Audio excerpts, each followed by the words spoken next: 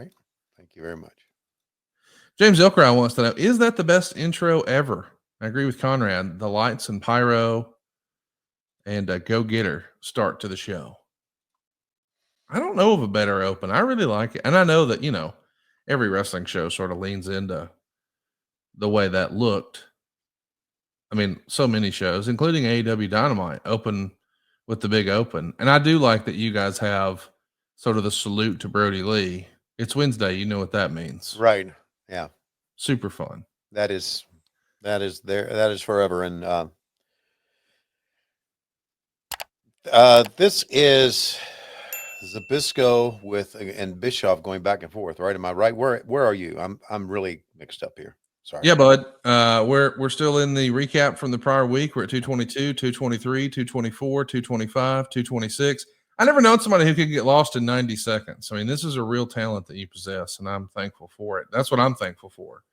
That you managed to get lost in 90 seconds. That's where we are with the I'm playing it. I'm playing it on a different player here, and it means that it's never mind. You wouldn't understand. No, I wouldn't, because I just downloaded it with the link I was provided in an email. That's all. Yeah. By the way, Nitro here got a 3.9 and a 3.7 for hour 1 and hour 2. Raw got a 2.7 and a 3.3. So you guys are still smashing, but the gap is tightening here. And we're opening with a recap here of what happened last week. And what we're really trying to do is set up Eric Bischoff versus Larry Zbyszko at Starrcade 97. I mean, this is kind of interesting. Nitro is at stake here. The idea being, if Eric Bischoff wins, it's NWO Nitro. If Larry Zbyszko wins, it's WCW Nitro. But I wonder, with the benefit of hindsight, if Eric Bischoff, because clearly this is all story, would he have booked himself in a match at Starrcade now? I think that'd be interesting. What did you think of Eric Bischoff booking himself in Starrcade back then, 1997? I didn't have a problem with it at all. He was a great performer for sure. Yeah, and he was a great heel. Mm-hmm. Right. So I didn't have a problem with it. I'm sure there's a lot of people out there that did.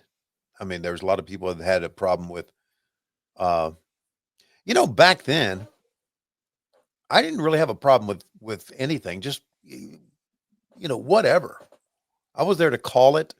I was there to try to make it work.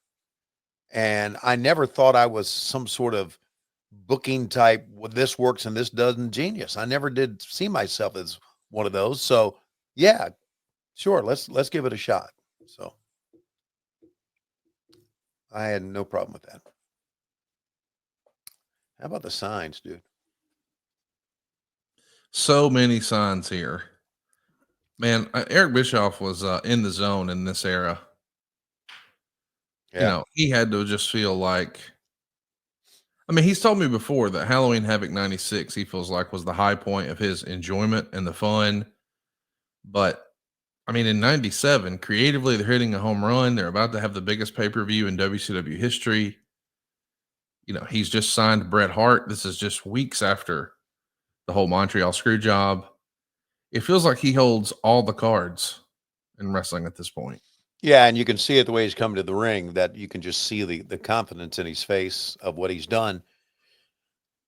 And I shudder to think, what do you think? How long would WCW had lasted without Eric Bischoff? I don't question. It's a great question. Yeah, I don't think long. I mean, listen, before Bischoff took over and before Hogan arrived and before all of that and the Monday Night Wars, we were struggling. We had Jim Herd had taken a national promotion that was a hit on Saturday nights and just absolutely run the whole thing in the ground. And Kip Fry didn't help matters either. Bill Watts tried his best, but he was on a sinking ship. Eric Bischoff comes in and he just completely overturns everything. And here we are. Here he was. It's interesting to think about, with the benefit of hindsight, how important Eric Bischoff was to wrestling, because there is a contingent out there who thinks that, oh, he's an idiot, he's a loser, he contributed nothing to wrestling. You Yeah. know, he killed WCW. And you're saying right here, boy, without Eric Bischoff, WCW wouldn't have lasted as long as it did. I don't think so. And I think that's fascinating because the people who say, LOL, he killed WCW, of course, they weren't actually there. But Right. you were. Right. It's weird the way that revisionist history changes a little bit. Right. The people that feel that way, are they the nameless ones behind a keyboard? Yeah. There you go. Yeah. Rajiv is with us, and he says, I'm thankful for Tony and thankful for Conrad. One of the bright spots of my week is always WHW. Well, thank you, Rajiv. We appreciate you jumping on with us. Yeah. Rajiv is still married, by the way. He I think announced, I am. I think I am. yeah, he announced got married, and despite earlier projections, they're still married. She still puts up with him. Did you imagine that you would still be married in 2024? I didn't know what I'd be doing in 20. It's, when you're younger and you're just getting married and you're starting to do baseball, and like I was, and you're thinking, I'm going to maybe hopefully one day be in the major leagues, and I had no idea what the future. I didn't look that far. I can I can tell you this. One thing I can definitely tell you that through the years, and I think you know this, I never thought I would get back into wrestling again. Right. That's one thing I definitely knew. And then once I got into wrestling, I knew I would never do Major League Baseball, but that was not true because I did do Major League Baseball on a kind of a different level.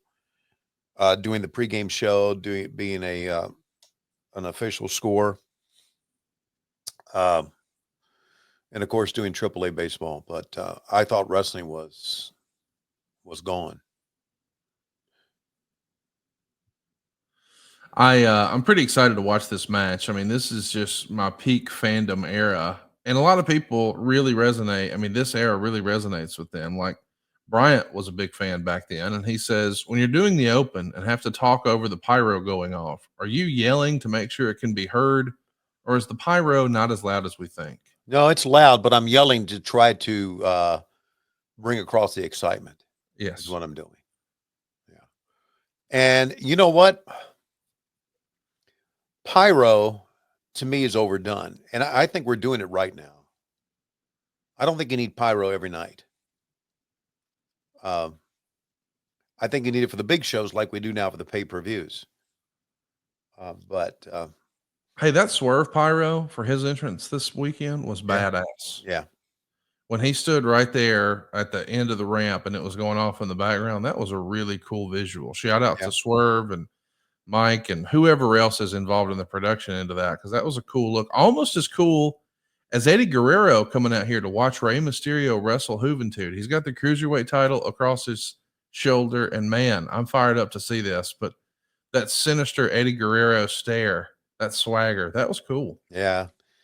He is Eddie certainly had a profound impact on the business and obviously on Mercedes Moné as well. And she paid homage to him with the Three Amigos, and people booed that, of course, but they weren't booing Eddie. They were booing her. She's, I like her a lot.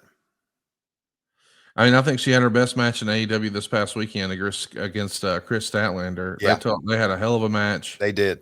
By the way, Eddie Guerrero is doing guest commentary here. He's joined you at the desk. Do a little character work for Juventud and Rey Mysterio. Mm-hmm. Man, you want to talk about two guys ahead of their time, right? Oh, wow.